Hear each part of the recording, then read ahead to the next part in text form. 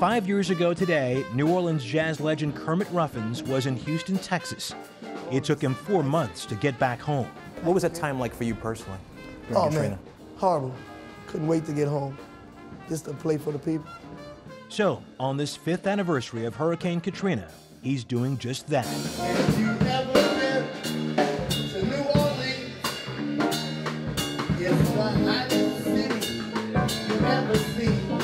One good thing came out of Katrina is that the world got a chance to see and hear New Orleans music. And while some areas devastated by Katrina are still suffering, That's where the levees broke. like Kermit's lower 9th Ward neighborhood and most of the area east of New Orleans, musicians have helped revitalize the spirit and economy of the city.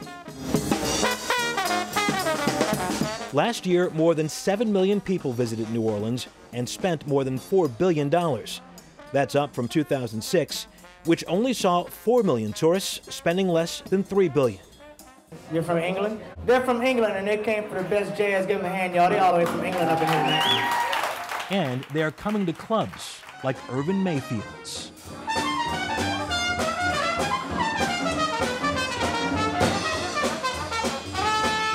This Grammy Award-winning musician is a cultural ambassador for New Orleans.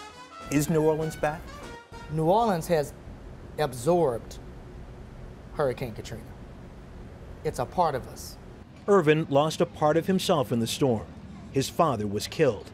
He says he now has a greater appreciation for the city.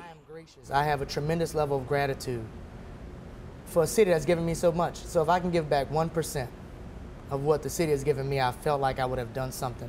We're in the heart of the Treme. This is my first bar. The Treme is a legendary neighborhood where musicians past and present gather.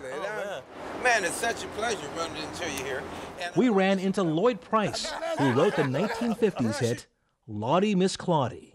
You wrote Lawdy, Lawdy, Lawdy, Miss Claudia. Yeah. How would you describe the fraternity of musicians here in New Orleans? I think it's the greatest ever. I don't think there's nobody as close as musicians, as the musicians here in this town. Generations of musicians that are now ensuring the deep tradition of New Orleans music won't fade away. What made you so confident that New Orleans would come back? I didn't have a doubt that people were going to be rushing back down here to move back and be back home. Drop me off.